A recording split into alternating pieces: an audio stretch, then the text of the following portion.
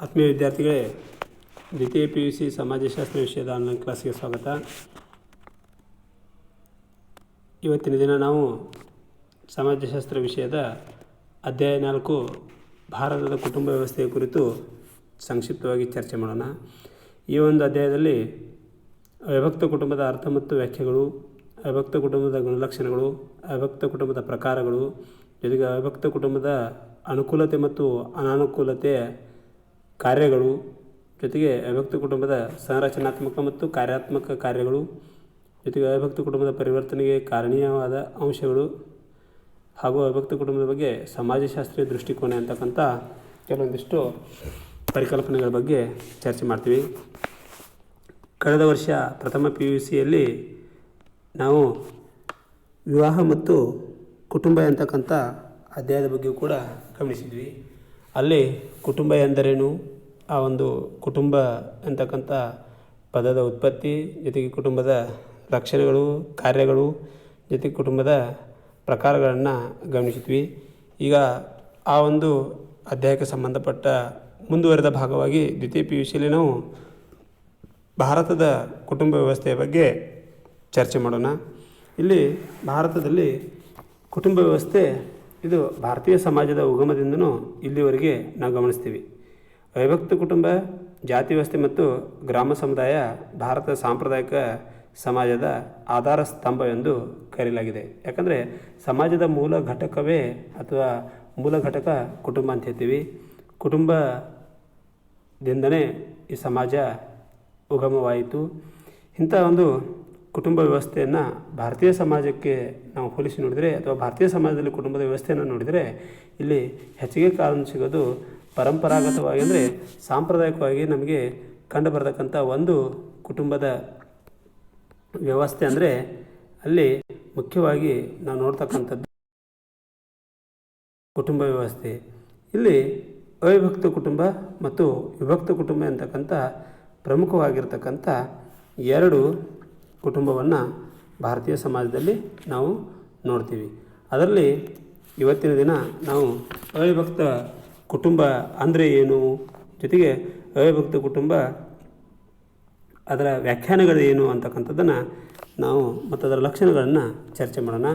ಇಲ್ಲಿ ಅವಿಭಕ್ತ ಕುಟುಂಬ ಭಾರತದ ಅತ್ಯಂತ ಪ್ರಭಾವಶಾಲಿ ಮತ್ತು ಪ್ರಾಥಮಿಕ ಸಂಸ್ಥೆ. ಯಾಕಂದರೆ ಇವತ್ತಿನ ಆಧುನಿಕ ಸಂಕೀರ್ಣ ಸಮಾಜದಲ್ಲಿಯೂ ಕೂಡ ಅವಿಭಕ್ತ ಕುಟುಂಬ ತನ್ನ ಅಸ್ತಿತ್ವವನ್ನು ಕೆಲವೊಂದು ಕಡೆ ಉಳಿಸ್ಕೊಂಡು ಬಂದಿದೆ. ಇಂಥ ಅವಿಭಕ್ತ ಕುಟುಂಬವು ಹಲವಾರು ತಲೆಮಾರುಗಳ ರಕ್ತ ಸಂಬಂಧಗಳ ಸಮೂಹವಾಗಿದ್ದು ಸಾಮಾನ್ಯ ವಾಸಸ್ಥಳ, ಅಡುಗೆ ಮನೆ ಹಾಗೂ ಸಾಮೂಹಿಕ ಆಸ್ತಿಯ ಒಡೆತನ ಪಾತ್ರ, ಮುಖ್ಯಸ್ಥನ ಆಳ್ವಿಕೆಗೆ ಒಳಪಟ್ಟ ಕುಟುಂಬ ವ್ಯವಸ್ಥೆಯಾಗಿರ್ತದೆ.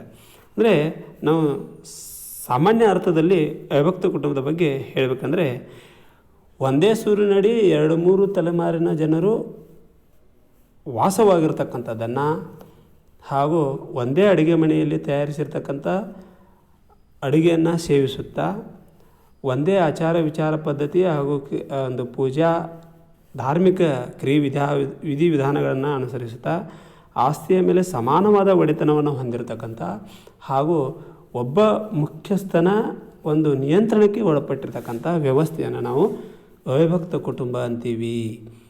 ಇದನ್ನು ನಾವು ಹೆಚ್ಚಿಗೆ ಒಂದು ಅರ್ಥ ತಿಳ್ಕೊಳ್ಬೇಕಾದ್ರೆ ಅವಿಭಕ್ತ ಕುಟುಂಬದ ಬಗ್ಗೆ ಕೆಲವೊಂದಿಷ್ಟು ಸಮಾಜಶಾಸ್ತ್ರಜ್ಞರು ನೀಡಿರ್ತಕ್ಕಂಥ ವ್ಯಾಖ್ಯಾನವನ್ನು ಗಮನಿಸಬಹುದು. ಇಲ್ಲಿ ಐರಾವತಿ ಕರ್ವೆ ಅಂತಕ್ಕಂಥ ಸಮಾಜಶಾಸ್ತ್ರಜ್ಞರು ತಮ್ಮ ಗ್ರಂಥವಾಗಿರ್ತಕ್ಕಂಥ ಕಿಂಗ್ಸ್ ಆರ್ಗನೈಜೇಷನ್ ಇನ್ ಇಂಡಿಯಾ ಅಂತಕ್ಕಂಥ ಒಂದು ಪುಸ್ತಕದಲ್ಲಿ ನಾವು ಈ ಒಂದು ಅವಿಭಕ್ತ ಕುಟುಂಬದ ಕುರಿತು ಇರತಕ್ಕಂಥ ಒಂದು ವ್ಯಾಖ್ಯಾನವನ್ನು ನೋಡಿದರೆ ನಮಗೆ ಸ್ಪಷ್ಟವಾದ ಅರ್ಥ ತಿಳಿಯುತ್ತದೆ. ಅವರ ಪ್ರಕಾರ ಅವಿಭಕ್ತ ಕುಟುಂಬ ಅಂದರೆ ರಕ್ತ ಸಂಬಂಧಗಳ ಸಮೂಹವೊಂದು ಒಂದೇ ಮನೆಯಲ್ಲಿ ವಾಸಿಸುತ್ತಾ ಒಂದೇ ಅಡುಗೆ ಮನೆಯಲ್ಲಿ ತಯಾರಾದ ಆಹಾರ ಸೇವಿಸುತ್ತಾ ಆಸ್ತಿಯ ಮೇಲೆ ಸಮಾನ ಒಡೆತನವನ್ನು ಹೊಂದುತ್ತಾ ಮತ್ತು ಕುಟುಂಬದ ಪೂಜಾ ಕಾರ್ಯಗಳಲ್ಲಿ ಸಾಮೂಹಿಕವಾಗಿ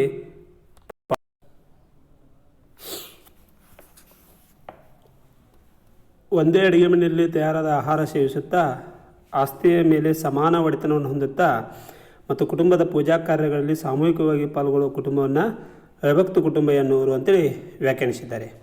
ಅಂದರೆ ಇಲ್ಲಿ ನಾವು ಮುಖ್ಯವಾಗಿ ಇವೆಲ್ಲವೂ ಅವಿಭಕ್ತ ಕುಟುಂಬದ ಗುಣಲಕ್ಷಣಗಳಲ್ಲಿ ಬರ್ತಕ್ಕಂಥ ಅಂಶಗಳು ಅಂತ ಹೇಳ್ಬೋದು. ಅಂದರೆ ಅವರ ಪ್ರಕಾರ ರಕ್ತ ಸಂಬಂಧಗಳ ಸಮೂಹವೊಂದು, ಅಂದರೆ ಒಂದೇ ಮನೆಯಲ್ಲಿ 2-3 ತಲೆಮಾರಿನ ರಕ್ತ ಸಂಬಂಧಿಕರು, ತಾತ ಮುತ್ತಾತ, ಅವರ ಮೊಮ್ಮಕ್ಕಳು, ಮರಿಮಕ್ಕಳು, ಜೊತೆಗೆ ಮಕ್ಕಳು, ಸೊಸೆಯಂದಿರು, ಜೊತೆಗೆ ಇನ್ನಿತರ ಕೆಲವೊಂದಿಷ್ಟು ರಕ್ತ ಸಂಬಂಧಿಗಳು ಒಂದೇ ಮನೆಯಲ್ಲಿ ವಾಸವಾಗಿದ್ದು ಒಂದೇ ಮನೆಯಲ್ಲಿ ತಯಾರಾದ ಆಹಾರವನ್ನು ಸೇವಿಸುತ್ತಾ, ಅಂದರೆ ಅಡುಗೆ ಮನೆಯಲ್ಲಿ ತಯಾರಾದ ಆಹಾರವನ್ನು ಸೇವಿಸುತ್ತಾ ಆಸ್ತಿಯ ಮೇಲೆ ಸಮಾನ ಒಡೆತನವನ್ನು ಹೊಂದುತ್ತಾ, ಅಂದರೆ ಕುಟುಂಬದ ಒಟ್ಟು ಆಸ್ತಿಯ ಮೇಲೆ ಎಲ್ಲರಿಗೂ ಸರಿಸಮಾನವಾದ ಹಕ್ಕಿರ್ತದೆ. ಜೊತೆಗೆ ಕುಟುಂಬದ ಪೂಜಾ ಕಾರ್ಯಗಳಲ್ಲಿ ಸಾಮೂಹಿಕವಾಗಿ ಪಾಲ್ಗೊಳ್ಳುವ ಕುಟುಂಬವನ್ನು ಅವಿಭಕ್ತ ಕುಟುಂಬ ಎನ್ನುವರು ಅಂತೇಳಿ ಅವರು ವ್ಯಾಖ್ಯಾನಿಸ್ತಾರೆ. ಇನ್ನು ಇನ್ನೋರ್ವ ಸಮಾಜಶಾಸ್ತ್ರಜ್ಞರಾಗಿರ್ತಕ್ಕಂಥ KM ಕಪಾಡಿಯಾ ಈ ಸಮಾಜಶಾಸ್ತ್ರಜ್ಞರು marriage and family in India ಅಂತಕ್ಕಂಥ ಪುಸ್ತಕವನ್ನು ಬರೆದರು. ಇದರಲ್ಲಿ ಅವರು ಅವಿಭಕ್ತ ಕುಟುಂಬವನ್ನು ಈ ರೀತಿ ವ್ಯಾಖ್ಯಾನಿಸಿದ್ದಾರೆ. ಅವಿಭಕ್ತ ಕುಟುಂಬವು ಪೋಷಕರು ಮತ್ತು ಮಕ್ಕಳು, ತಂದೆ ಅಥವಾ ತಾಯಿಯ ಸಂಬಂಧಿಕರಿಂದ ಕೂಡಿದ ಸಮೂಹವು ಪಿತೃವಂಶೀಯ ಅಥವಾ ಮಾತೃವಂಶೀಯ ಕುಟುಂಬವನ್ನು ಅವಿಭಕ್ತ ಕುಟುಂಬ ಎಂದು ವ್ಯಾಖ್ಯಾನಿಸಿದ್ದಾರೆ. ಇಲ್ಲಿ ಮುಖ್ಯವಾಗಿ ನಾವು ನೋಡ್ತಕ್ಕಂಥದ್ದು ಕುಟುಂಬ ವ್ಯವಸ್ಥೆಯಲ್ಲಿ ಕುಟುಂಬದಲ್ಲಿರ್ತಕ್ಕಂಥ ತಂದೆ ತಾಯಿ ಪೋಷಕರು, ಅಂದರೆ ಮಕ್ಕಳ ಲಾಲನೆ ಪಾಲನೆ ಮಾಡ್ತಕ್ಕಂಥ ಪೋಷಕರು ಅಥವಾ ಕುಟುಂಬದ ಇನ್ನಿತರ ಪೋಷಕರು ಸಂಬಂಧಿಕರಿಂದ, ಅಂದರೆ ಆ ಕುಟುಂಬದ ಇತರ ಸದಸ್ಯರ ಸಂಬಂಧಿಕರಿಂದ ಕೂಡಿದ ಹಾಗೂ ಕುಟುಂಬದ ಯಜಮಾನಿಕತ್ವವನ್ನು ಹೊಂದಿರತಕ್ಕಂಥ, ಅದು ತಾಯಿಯ ಸಂಬಂಧಿಕರಿರ್ಬೋದು ಅಥವಾ ತಂದೆಯ ಸಂಬಂಧಿಕರಿರ್ಬೋದು, ಪಿತೃವಂಶ ಅಥವಾ ಮಾತೃವಂಶೀಯ ಕುಟುಂಬವನ್ನು, ಕುಟುಂಬದ ಮುಖ್ಯಸ್ಥರು ಪಿತೃವಂಶಿ ಅಂದರೆ ತಂದೆ ಇರ್ಬೋದು ಅಥವಾ ಮಾತೃವಂಶಿ ಅಂದರೆ ತಾಯಿಯ ಯಜಮಾನಿಕತೆಯಿಂದ ಇರತಕ್ಕಂಥ ಒಂದು ವ್ಯವಸ್ಥೆಯನ್ನು ನಾವು ಅವಿಭಕ್ತ ಕುಟುಂಬ ಅಂತೀವಿ ಅಂತ ಹೇಳ್ತಾರೆ. ಅನಂತರ IP ದೇಸಾಯಿ ಅಂತಕ್ಕಂಥವ್ರು some aspects of family in ಮಾವು ಅಂತೇಳಿ ಒಂದು ಪುಸ್ತಕವನ್ನು ಬರೆದರು. ಇಲ್ಲಿ ಆಸ್ತಿ, ಆದಾಯ ಮತ್ತು ಹಕ್ಕು ಬಾಧ್ಯತೆಗಳ ಮೂಲಕ ಪರಸ್ಪರ ಸಂಬಂಧಿತರಾದ 3-4 ತಲೆಮಾರುಗಳಿಗೆ ಸೇರಿದ ಜನ ಸಮುದಾಯವು ಅವಿಭಕ್ತ ಕುಟುಂಬ ಎನಿಸುತ್ತದೆ ಅಂತ ಹೇಳಿದರು. ಇಲ್ಲಿ ನಾವು ಮುಖ್ಯವಾಗಿ ಗಮನಿಸಬೇಕಾಗಿರ್ತಕ್ಕಂಥ ಒಂದು ಅಂಶ ಅಂದರೆ ಆಸ್ತಿ, ಆದಾಯ, ಹಕ್ಕು ಬಾಧ್ಯತೆಗಳ ಮೂಲಕ ಪರಸ್ಪರ ಸಂಬಂಧಿತರಾದ, ಅಂದರೆ ಎಲ್ಲದರ ಮೇಲೆ ಪರಸ್ಪರ ಸಂಬಂಧಿತರು, ಆಸ್ತಿ ಇರ್ಬೋದು, ಆದಾಯ ಇರ್ಬೋದು, ಹಕ್ಕಿರ್ಬೋದು, ಅವರೆಲ್ಲರೂ ಪರಸ್ಪರ ಕುಟುಂಬದ ಸದಸ್ಯರೆಲ್ಲರೂ ಸಂಬಂಧಿತರಾದರು.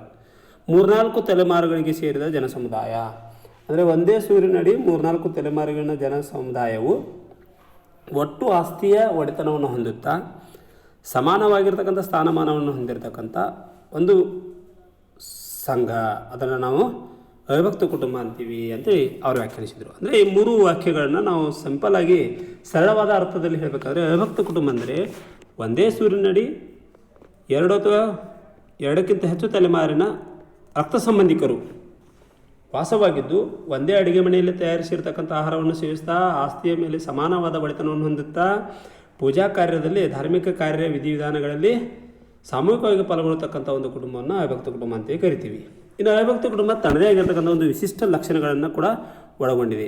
ಅಂಥ ಪ್ರಮುಖ ಲಕ್ಷಣಗಳೆಂದರೆ ಮೊದಲನೇದು ಪೀಳಿಗೆಗಳ ಸಮಾವೇಶ, ಎರಡನೇದು ಸಾಮಾನ್ಯವಾದ ಅಡುಗೆ ಮನೆ, ಜೊತೆಗೆ ಮೂರನೇದು ಸಾಮಾನ್ಯ ಮನೆ ಅಥವಾ ವಾಸಸ್ಥಳ, ನಾಲ್ಕನೇದು ಸಾಮಾನ್ಯ ಧಾರ್ಮಿಕ ಕ್ರಿಯಾವಿಧಿ, ಐದನೇದು ಸಾಮಾನ್ಯ ಆಸ್ತಿಯ ಹಕ್ಕು ಬಾಧ್ಯತೆಗಳು, ಜೊತೆಗೆ ಆರನೇದು ಕರ್ತನಾಧಿಕಾರ, ಏಳನೇದು ಪೂರ್ವ ಯೋಜಿತ ವಿವಾಹಗಳು, ಆಮೇಲೆ ಎಂಟನೇದು ಅತಿಯಾದ ಸಂತತಿ, ಜೊತೆಗೆ 9ನೇದು ಕುಟುಂಬದೊಂದಿಗೆ ಸದಸ್ಯರ ಪರಸ್ಪರ ಹಕ್ಕುಗಳು ಮತ್ತು ಕರ್ತವ್ಯಗಳ ಅರಿವು, ಜೊತೆಗೆ ಸ್ವಯಂ ಪರಿಪೂರ್ಣತೆ.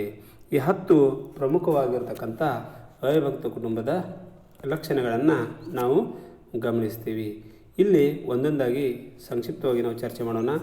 ಮೊದಲನೇದು ಅವಿಭಕ್ತ ಕುಟುಂಬದ ಒಂದು ಅಂಶ ಅಂದರೆ ಅವಿಭಕ್ತ ಕುಟುಂಬ ಅದರ ಲಕ್ಷಣದಲ್ಲಿ ಒಂದನೇದು ಅದು ಪೀಳಿಗೆಗಳ ಸಮಾವೇಶವಾಗಿರ್ತದೆ. ಅವಿಭಕ್ತ ಕುಟುಂಬ ಅಂತಕ್ಕಂಥದ್ದು ಕನಿಷ್ಠ 3 ಅಥವಾ ಹೆಚ್ಚು ಪೀಳಿಗೆಗಳ ಸಮಾವೇಶವನ್ನು ಒಳಗೊಂಡಿದೆ. ಸಾಮಾನ್ಯವಾಗಿ ಒಂದು ಕುಟುಂಬದಲ್ಲಿ, ಅವಿಭಕ್ತ ಕುಟುಂಬದಲ್ಲಿ ನಾವು ತಂದೆ, ತಾಯಿ, ಮಕ್ಕಳು, ಚಿಕ್ಕಪ್ಪ, ಚಿಕ್ಕಮ್ಮ ಮತ್ತು ಅವರ ಸಂತತಿ, ಆಮೇಲೆ ದಯಾದಿಗಳು ಮತ್ತು ಆಳು ಕಾಳು ಮುಂತಾದವುಗಳು ಹೊಂದಿರತಕ್ಕಂಥ ರಕ್ತ ಸಂಬಂಧಿಗಳ ಸಮೂಹ ಆಗಿರ್ತದೆ. ಹೀಗಾಗಿ ಕುಟುಂಬದ ಸದಸ್ಯತ್ವ ಜನನ ಮತ್ತು ವೈವಾಹಿಕ ಸಂಬಂಧಗಳ ಆಧಾರದ ಮೇಲೆ ನಿರ್ಧರಿತವಾಗುತ್ತದೆ. ಹೀಗಾಗಿ ಒಂದು ಕುಟುಂಬದಲ್ಲಿ ಹಲವಾರು ಜನರು ಇರುವುದನ್ನು ಕಾಣ್ತೀವಿ. ಹೀಗಾಗಿ ಅದು ಪೀಳಿಗೆಗಳ ಸಮಾವೇಶವಾಗಿರುತ್ತದೆ. ಎರಡನೇದು ಸಾಮಾನ್ಯ ಮನೆ ಅಥವಾ ವಾಸಸ್ಥಳ. ಇಲ್ಲಿ ಅವಿಭಕ್ತ ಕುಟುಂಬದ ಇನ್ನೊಂದು ಲಕ್ಷಣ ಅಂದರೆ ಸಾಮಾನ್ಯವಾಗಿರ್ತಕ್ಕಂಥ ವಾಸಸ್ಥಳ. ಅಂದರೆ ಅದು ಪರಂಪರೆಯ ಗೌರವ ಘನತೆಗಳನ್ನ ಎತ್ತಿ ಹಿಡಿಯತಕ್ಕಂಥ ಒಂದು ಅಂಶ ಅಂತ ಹೇಳ್ತೀವಿ ಮನೆ. ಇಲ್ಲಿ ಕುಟುಂಬದ ಸದಸ್ಯರು ಒಂದೇ ಸಾಮಾನ್ಯ ಮನೆಯಲ್ಲಿ ಜೀವಿಸಿರ್ತಾರೆ. ಇಂಥ ಸಾಮಾನ್ಯ ಮನೆಯಲ್ಲಿ ಸಾಮಾಜಿಕ ಜೀವನದ ಎಲ್ಲ ಚಟುವಟಿಕೆಗಳು ಕೇಂದ್ರವಾಗಿರ್ತದೆ. ಅದು ಆರ್ಥಿಕ, ಧಾರ್ಮಿಕ, ಮನೋರಂಜನೆ, ವೈವಾಹಿಕ, ಸಾಮಾಜಿಕ ಜೀವನದ ಕೇಂದ್ರ ಬಿಂದು ಆಗಿರ್ತದೆ. ಹೀಗಾಗಿ ಹೆನ್ರಿ ಮ್ಯಾನ್ ಎಂತಕ್ಕಂಥ ಒಬ್ಬ ಸಮಾಜಶಾಸ್ತ್ರಜ್ಞರು ಅವಿಭಕ್ತದ ಸಾಮಾನ್ಯ ಮನೆಯನ್ನು ಮಹಾಮನೆ ಅಥವಾ ಬೃಹತ್ ಮನೆ ಎಂದು ಕರೆದಿದ್ದಾರೆ. ಅಂದರೆ ಅವಿಭಕ್ತ ಕುಟುಂಬದಲ್ಲಿ ನಾವು ಯಾವುದೇ ಒಂದು ಧಾರ್ಮಿಕ ಕ್ರಿಯಾ ವಿಧಾನಗಳು ನಡೀಬೇಕಾದ್ರೆ, ವೈವಾಹಿಕ ಒಂದು ಸಮಾರಂಭ ಏರ್ಪಡಬೇಕಾದ್ರೆ, ಮನೋರಂಜನೆ ಆಗಬೇಕಾದ್ರೆ, ಆರ್ಥಿಕವಾಗಿರ್ತಕ್ಕಂಥ ಕೆಲವೊಂದಿಷ್ಟು ಕಾರ್ಯಗಳು ನಡೀಬೇಕಾದರೂ ಕೂಡ ಒಂದು ಮನೆ ಸಾಮಾನ್ಯವಾಗಿರ್ತದೆ. ಹೀಗಾಗಿ ಅದನ್ನು ಬೃಹತ್ ಮನೆ ಅಥವಾ ಮಹಾಮನೆ ಅಂತ ಕೂಡ ಕರೀತಾರೆ. ಆಮೇಲೆ ಸಾಮಾನ್ಯವಾದ ಅಡುಗೆ ಮನೆ ಅಥವಾ ಒಲೆ ಅಂತ ಹೇಳ್ತಾರೆ ಅವಿಭಕ್ತ ಕುಟುಂಬದಲ್ಲಿ. ಇಲ್ಲಿ ಒಂದೇ ಸಾಮಾನ್ಯ ವಾಸಸ್ಥಳದಲ್ಲಿ ಸದಸ್ಯರೆಲ್ಲರೂ ಒಂದೇ ಅಡುಗೆ ಮನೆಯಲ್ಲಿ ತಯಾರಿಸಿರ್ತಕ್ಕಂಥ ಆಹಾರ ಸೇವನೆ ಮಾಡ್ತಾರೆ. ಅವಿಭಕ್ತ ಕುಟುಂಬದ ವಿಶಿಷ್ಟ ಲಕ್ಷಣ ಇದೊಂದು. ಇಲ್ಲಿ ಸಾಮಾನ್ಯವಾಗಿ ಅವಿಭಕ್ತ ಕುಟುಂಬದ ಹಿರಿಯ ಸದಸ್ಯೆ ಅಂದರೆ ವಿಶೇಷವಾಗಿ ಕರ್ತಾನ ಹೆಂಡತಿ. ಕರ್ತ ಅಂದರೆ ಅವಿಭಕ್ತ ಕುಟುಂಬದ ಮುಖ್ಯಸ್ಥ, ಅವನನ್ನು ಯಜಮಾನ ಅಂತ ಕೂಡ ಕರೀತಾರೆ. ಅವನ ಹೆಂಡತಿ ಅಡುಗೆ ಮನೆಗೆ ಸಂಬಂಧಿಸಿದ ಮೇಲ್ವಿಚಾರಣೆಯನ್ನು ಹೊಂದಿರ್ತಾರೆ. ಹಾಗೂ ಕುಟುಂಬದ ಇನ್ನಿತರ ಸ್ತ್ರೀ ಸದಸ್ಯರು ಆಕೆಗೆ ಸಹಾಯವನ್ನು ಮಾಡ್ತಿರ್ತಾರೆ. ಆಮೇಲೆ ಸಾಮಾನ್ಯ ಧಾರ್ಮಿಕ ಕ್ರಿಯಾವಿಧಿ. ಇಲ್ಲಿ ಹಿಂದೂ ಅವಿಭಕ್ತ ಕುಟುಂಬದಲ್ಲಿ ಧರ್ಮ ಪರಸ್ಪರ ಪೂರಕವಾಗಿದೆ. ಇಲ್ಲಿ ಅವಿಭಕ್ತ ಕುಟುಂಬಗಳು ವಿವಿಧ ಧಾರ್ಮಿಕ ಕ್ರಿಯಾವಿಧಿ ವಿಧಾನಗಳನ್ನು ಆಚರಣೆ ಕೇಂದ್ರ ಅಂತ ಹೇಳ್ತಾರೆ. ಯಾಕಂದರೆ ಪ್ರತಿಯೊಂದು ಅವಿಭಕ್ತ ಕುಟುಂಬವು ತನ್ನದೇ ಆದ ಕುಲದೇವತೆಯನ್ನು ಹೊಂದಿರುತ್ತದೆ. ಆನಂತರ ಅದರ ಸುತ್ತ ಧಾರ್ಮಿಕ ಶ್ರದ್ಧೆ ಮತ್ತು ನಂಬಿಕೆಯನ್ನು ಹೊಂದಿರ್ತದೆ. ಅವಿಭಕ್ತ ಕುಟುಂಬದ ಸದಸ್ಯರೆಲ್ಲರೂ ಧಾರ್ಮಿಕ ಚಟುವಟಿಕೆಯಲ್ಲಿ ಸಕ್ರಿಯವಾಗಿ ಭಾಗವಹಿಸ್ತಿರ್ತಾರೆ. ಉದಾಹರಣೆಗೆ ವಾರ್ಷಿಕವಾಗಿ ಧಾರ್ಮಿಕ ಸಮಾರಂಭಗಳು ಏರ್ಪಡ್ತಕ್ಕಂಥ ಹಬ್ಬ ಹರಿದಿನಗಳು, ವಿವಾಹದ ಆಚರಣೆಗಳು, ಪಿತೃಪೂಜೆಗಳಲ್ಲಿ ಎಲ್ಲ ಸದಸ್ಯರು, ಕುಟುಂಬದ ಎಲ್ಲ ಸದಸ್ಯರು ಭಾಗವಹಿಸಿ ಸರ್ವೇ ಒಂದು ಸಮಾನ ಮನಸ್ಸಿಂದ ಆ ಕುಟುಂಬದಲ್ಲಿ ಇರ್ತಕ್ಕಂಥ ಈ ಒಂದು ಧಾರ್ಮಿಕ ವಿಧಿವಿಧಾನಗಳನ್ನ ಅವರು ಎಲ್ಲರೂ ಕೂಡಿ ಒಂದು ನಿರ್ವಹಿಸ್ತಾರೆ ಅಂತ ಹೇಳ್ತಾರೆ. ಆಮೇಲೆ ಸಾಮಾನ್ಯ ಹಕ್ಕು ಬಾಧ್ಯತೆಗಳು ಆಸ್ತಿಯ ಮೇಲೆ. ಇಲ್ಲಿ ಸಾಮಾನ್ಯ ಆಸ್ತಿ ಹಕ್ಕು ಬಾಧ್ಯತೆಗಳು ಹೇಳ್ತಿದ್ದಾರೆ. ಅವಿಭಕ್ತ ಕುಟುಂಬದ ಸದಸ್ಯರೆಲ್ಲರೂ ಆಸ್ತಿಯ ಮೇಲೆ ಸಮಾನವಾದ ಹಕ್ಕು ಬಾಧ್ಯತೆಯನ್ನು ಹೊಂದಿರ್ತಾರೆ. ಇಲ್ಲಿ ಅವಿಭಕ್ತ ಕುಟುಂಬವು ಕೂಡ ಕೂಡು ಬಂಡವಾಳ ಅಥವಾ ಸಹಕಾರಿ ಸಂಘವಾಗಿ ಕಾರ್ಯನಿರ್ವಹಿಸುತ್ತದೆ.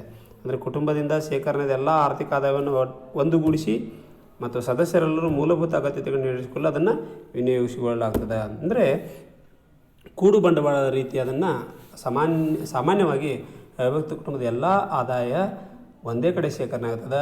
ಹಾಗೂ ಆ ಆದಾಯದಲ್ಲಿ ಎಲ್ಲರಿಗೆ ಬೇಕಾಗಿರ್ತಕ್ಕಂಥ ಕೆಲವೊಂದು ಅಗತ್ಯತೆಗಳನ್ನ ಪೂರೈಕೆ ಮಾಡಲಾಗ್ತದೆ. ಜೊತೆಗೆ ಇಲ್ಲಿ ಕರ್ತನ ಅಧಿಕಾರ. ಅವಿಭಕ್ತ ಕುಟುಂಬದಲ್ಲಿ ಮುಖ್ಯವಾಗಿ ಹಿಂದೂ ಅವಿಭಕ್ತ ಕುಟುಂಬದ ಹಿರಿಯ ಸದಸ್ಯನನ್ನು ಕರ್ತ ಅಂತ ಕರೀತಾರೆ. ಇಲ್ಲಿ ಕರ್ತ ಎಂದರೆ ಈತನು ಕೌಟುಂಬಿಕ ಹೊಣೆಗಾರಿಕೆಯನ್ನು ಹೊಂದಿದ್ದು ಎಲ್ಲ ಸದಸ್ಯರ ಒಂದು ವರ್ತನೆಗಳ ಮೇಲೆ ಅವನು ನಿಯಂತ್ರಣ ಹೊಂದಿರುತ್ತಾನೆ. ಮುಖ್ಯವಾಗಿ ನಾವು ಇಲ್ಲಿ ಕರ್ತ ಪರಮಾಧಿಕಾರಿ, ಇನ್ನಿತರ ಸದಸ್ಯರು ಅವನಿಗೆ ವಿಧೇಯರಾಗಿರಬೇಕು. ಅವಿಭಕ್ತ ಕುಟುಂಬದ ಸಂಬಂಧಗಳ ಒಂದು ಆಧಾರ ಸ್ತಂಭವಾಗಿ ಅವನಿರ್ತಾನೆ. ಕರ್ತನ ಆಜ್ಞೆಗಳನ್ನು ಹೆಚ್ಚು ಕಡಿಮೆ ಕುಟುಂಬದ ಇತರ ಎಲ್ಲ ಸದಸ್ಯರು ಪಾಲಿಸುತ್ತಾರೆ. ಆದರೂ ಕೂಡ ಕರ್ತ ಅಂದರೆ ಮನೆಯ ಯಜಮಾನ ಪ್ರತಿಯೊಬ್ಬ ಸದಸ್ಯರಿಂದ ಪ್ರೀತಿ ಮತ್ತು ವಿಶ್ವಾಸವನ್ನು ಪಡೆದುಕೊಂಡಿರ್ತಾನೆ. ಅಂಥ ಒಂದು ಅರ್ಹತೆಯನ್ನು ಅವನು ಹೊಂದಿರ್ತಾನೆ. ಮಾತೃಪ್ರಧಾನ ಅಥವಾ ಮಾತೃವಂಶೀಯ ಕುಟುಂಬದಲ್ಲಿ ಕೂಡ ಹಿರಿಯ ಸ್ತ್ರೀ ಕರ್ತನ ಪಾತ್ರವನ್ನು ನಿಭಾಯಿಸ್ತಿರ್ತಾಳೆ. ಸಂಪೂರ್ಣ ಕುಟುಂಬದ ಹೊಣೆಗಾರಿಕೆ ತನ್ನ ಮೇಲೆ ಇರುವುದರಿಂದ ಅವನು ಸರ್ವಾಧಿಕಾರಿಯಂತೆ ಎಂದೂ ವರ್ತಿಸುವುದಿಲ್ಲ. ಹೀಗಾಗಿ ಕರ್ತನ ಅಧಿಕಾರವು ಕೂಡ ಅವಿಭಕ್ತ ಕುಟುಂಬದ ಒಂದು ವಿಶಿಷ್ಟ ಲಕ್ಷಣ ಅಂತ ಹೇಳ್ಬೋದು. ಆಮೇಲೆ ಪೂರ್ವಯೋಜಿತ ವಿವಾಹಗಳು. ಅವಿಭಕ್ತ ಕುಟುಂಬದಲ್ಲಿ ಕುಟುಂಬದ ಹಿರಿಯ ಸದಸ್ಯರು ತಮ್ಮ ಮಕ್ಕಳಿಗೆ ವೈವಾಹಿಕ ಸಂಬಂಧವನ್ನು ಏರ್ಪಡಿಸ್ತಾರೆ. ಇಲ್ಲಿ ಪ್ರಮುಖ ಪಾತ್ರ ವಹಿಸ್ತಾರೆ ಅಂತ ಹೇಳ್ತಾರೆ. ಯಾಕಂದರೆ ಕುಟುಂಬದ ಹಿರಿಯರು ಒಪ್ಪಿ ನಿಶ್ಚಯಿಸಿದ ವೈವಾಹಿಕ ಸಂಬಂಧಗಳಿಗೆ ಹೆಚ್ಚು ಮಹತ್ವ ನೀಡಿ ವ್ಯಕ್ತಿ ಆಯ್ಕೆಯ ಮೇಲೆ ಕಡಿವಾಣ ಹಾಕಲಾಗುತ್ತದೆ ಅವಿಭಕ್ತ ಕುಟುಂಬದಲ್ಲಿ. ಯಾಕಂದರೆ ಅವಿಭಕ್ತ ಕುಟುಂಬದ ಸದಸ್ಯರು ತಮ್ಮ ಜೀವನ ಸಂಗಾತಿ ಆಯ್ಕೆ ವೈಯಕ್ತಿಕವಾಗಿರದೆ ಕೌಟುಂಬಿಕ ಪರಂಪರೆ, ಗೌರವ, ಘನತೆ ಕಾಪಾಡಿಕೊಳ್ಳುವ ಉದ್ದೇಶವನ್ನು ಅವರು ಹೊಂದಿರ್ತಾರೆ. ಹಿರಿಯ ತೀರ್ಮಾನ ಪೂರ್ವಯೋಜಿತ ವಿವಾಹಕ್ಕೆ ಯುವಕ ಯುವತಿಯರು ನಿರಾಕರಿಸಲು ಸಾಧ್ಯ ಇರುವುದಿಲ್ಲ. ಹೀಗಾಗಿ ಅವಿಭಕ್ತ ಕುಟುಂಬದಲ್ಲಿ ಪೂರ್ವಯೋಜಿತ ವಿವಾಹಗಳು ಹೆಚ್ಚು ಇರುತ್ತವೆ. ಯಾಕಂದರೆ ಅಲ್ಲಿ ಕುಟುಂಬದ ಘನತೆ, ಗೌರವ ಜೊತೆಗೆ ಅಲ್ಲಿ ತಮ್ಮದೇ ಆಗಿರತಕ್ಕಂಥ ಒಂದು ಉದ್ದೇಶ, ಅವರು ಅದನ್ನು ಈಡೇರಿಸಿಕೊಳ್ಳಲಿಕ್ಕೆ ಹಿರಿಯರೇ ನಿಶ್ಚಯಿಸಿರ್ತಕ್ಕಂಥ ವಿವಾಹಗಳು ಹೆಚ್ಚು ಮಾನ್ಯ ಪಡೆದಿರ್ತದೆ ಅಂತ ಹೇಳ್ತಾರೆ. ಆಮೇಲೆ ಅತಿಯಾದ ಸಂತಾನ ಅಥವಾ ಸಂತತಿ ಅಂತ ಹೇಳ್ತಾರೆ. ಅವಿಭಕ್ತ ಕುಟುಂಬ ಸಾಪೇಕ್ಷ ದೊಡ್ಡ ಗಾತ್ರ ಹೊಂದಿರ್ತದೆ. ಇಲ್ಲಿ ಅತಿಯಾದ ಜನನ ಪ್ರಮಾಣವು ಕಂಡುಬರುತ್ತದೆ. ಏಕೆಂದರೆ ಮಕ್ಕಳ ಜನನವನ್ನು ಧಾರ್ಮಿಕ ಕರ್ತವ್ಯ ಎಂದು ಭಾವಿಸಿರತಕ್ಕಂಥ ಕುಟುಂಬದ ಸದಸ್ಯರು ಪೂರ್ವಜರ ಕ್ರಿಯಾವಿಧಿ ವಿಧಾನಗಳನ್ನು ನೆರವೇರಿಸುವ ಉದ್ದೇಶದಿಂದ ಪುತ್ರ ಸಂತತಿಯನ್ನು ಬಯಸುತ್ತಾರೆ. ಒಂದು ಅವಿಭಕ್ತ ಕುಟುಂಬದಲ್ಲಿ ನಂಬಿಕೆ ಇರುತ್ತದೆ.